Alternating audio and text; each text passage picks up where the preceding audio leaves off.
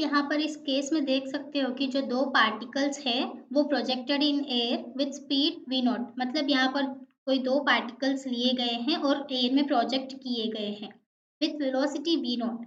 Okay, same speed से दोनों भी प्रोजेक्ट किए गए हैं और एट एंगल्स थीटा 1 और थीटा 2। तो फर्स्ट वाला पार्टिकल का एंगल थीटा 1 और सेकंड वाला पार्टिकल का angle theta 2। So both are acute to the horizontal respectively if the height reached by the first particle is greater than the top second particle। मतलब यहाँ पर क्या कहा गया है कि जो फर्स्ट पार्टिकल का हाइट है वो सेकेंड पार्टिकल के मुकाबले में थोड़ा ज्यादा है, मतलब बड़ा है। सो H1, तो क्वेश्चन में कहा गया है कि जो हमारा H1 है it is greater then H2। तो ये जो इन्फॉर्मेशन है वो क्वेश्चन में गिवन है और हमसे राइट चॉइसेस को टिक करने के लिए पूछा गया है। सो H1 ग्रेटर देन H2 का मतलब यहाँ पर जो मैक्सिमम हाइट है पार्टिकल 1 की वो सेकेंड वाले पार्टिकल की मैक्सिमम हाइट से बड़ा है। तो आपको maximum height of the particle in projectile motion जो है h is equals to U square, okay, U square sine square theta by 2g से मिलेगा। ओके, ये h maximum height of maximum height तो achieved by the particle in the projectile motion जो है इससे हमें मिलेगा।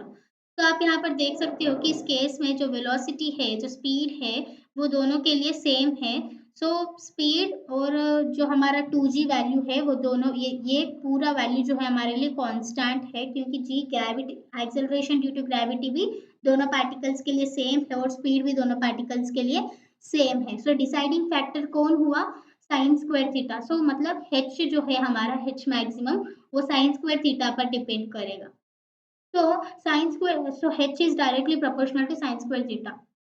तो आपने देखा कि h1 is greater then h2 है, इसका मतलब जो है कि साइन स्क्वायर थीटा 1 जो है साइन स्क्वायर थीटा 2 से बड़ा है। साइन स्क्वायर थीटा 1 जो है साइन स्क्वायर थीटा 2 से कब बड़ा होगा? जब हमारा थीटा 1 जो है थीटा 2 से बड़ा होगा। तो आपने देखा होगा कि जब आप साइन थीटा की वैल्यूज ऑब्जर्व करते हो 0 से पाई बाई 2, तो आप देख सकते हो कि कंटिन्यूअसली एंगल के इंक्रीज होने पर साइन थीटा की वैल्यूज भी इंक्रीज होते हुए अपनी मैक्सिमम वैल्यू को अचीव कर लेती है। तो यहाँ पर थीटा 1 ग्रेटर देन जब sine square theta 1 greater than sine square theta 2 है, then theta 1 greater than theta 2 है। ओके, तो हमें पता चल गया कि एंगल ऑफ प्रोजेक्शन जो है वो थीटा 1 ग्रेटर देन थीटा 2 है, मतलब फर्स्ट पार्टिकल का एंगल ऑफ प्रोजेक्शन ज्यादा है सेकेंड वाले से। सो हमारा फर्स्ट ऑप्शन ट्रू हो जाएगा। कमिंग टू ऑप्शन बी को अंडरस्टैंड करने के लिए टाइम ऑफ फ्लाइट का फॉर्मूला आपको पता होना चाहिए for a projectile motion. Time of flight जो होती है वो 2 into you into sine theta okay भाई जी के बराबर होती है, 2u साइन थीटा बाई जी के बराबर। यहाँ पर जो u है हमारी वो स्पीड v नॉट है, वो कांस्टेंट है और 2 भी एक कांस्टेंट है और ये g भी एक कांस्टेंट है।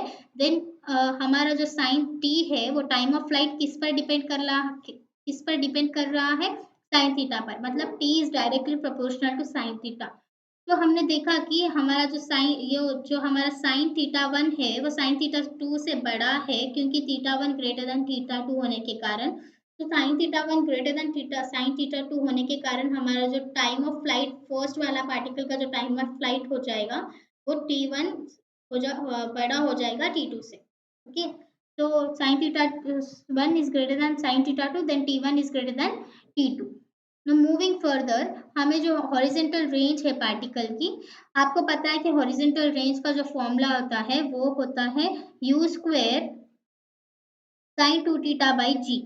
ओके, तो यहाँ पर ये यू स्क्वायर बाई जी है, ये दोनों पार्टिकल्स के लिए कांस्टेंट है क्योंकि स्पीड दोनों पार्टिकल्स की सेम है और दोनों पार्टिकल्स के लिए एक्सेलरेशन ड्यू टू ग्रेविटी भी सेम है। सो वेरिंग फैक्टर कौन है? Sign 2 theta. सो हमारा जो आर है हॉरिजॉन्टल रेंज वो किसको प्रोपोर्शनल है? साइन 2 थीटा के प्रोपोर्शनल है। सो हमें पता है कि साइन 2 जैसे कि थीटा 1 ग्रेटर देन थीटा 2 है, देन हमारा जो 2 थीटा 1 होगा वो भी ग्रेटर देन 2 थीटा 2 होगा। हमारा जब 2 थीटा 1 ग्रेटर देन 2 थीटा 2 होगा, देन इस केस में हमारा जो साइन 2 थीटा 1 होगा वो भी साइन 2 थीटा 2 के ज्यादा होगा। ओके, इफ साइन 2 थीटा 1 जो है हमारा बड़ा है साइन 2 थीटा 2 से, देन उस केस में हमारा जो r1 होगा वो r2 से बड़ा होगा। जैसे कि r is directly proportional to sine 2 theta कहा गया है। सो हमारा r1 ग्रेटर देन r2 हो जाएगा। सो हमारा फर्स्ट ऑप्शन सी भी ट्रू हो जाएगा। कमिंग टू ऑप्शन डी कहता है कि total energy of particle 1 is greater then total energy of the particle 2। तो इसे अंडरस्टैंड करने के लिए सपोज करते हैं कि ये जो पार्टिकल है, पार्टिकल 1 है, उस पार्टिकल 1 का जो मास है उसे m1 सपोज करते हैं और जो पार्टिकल 2 है उसका मास m2 सपोज करते हैं।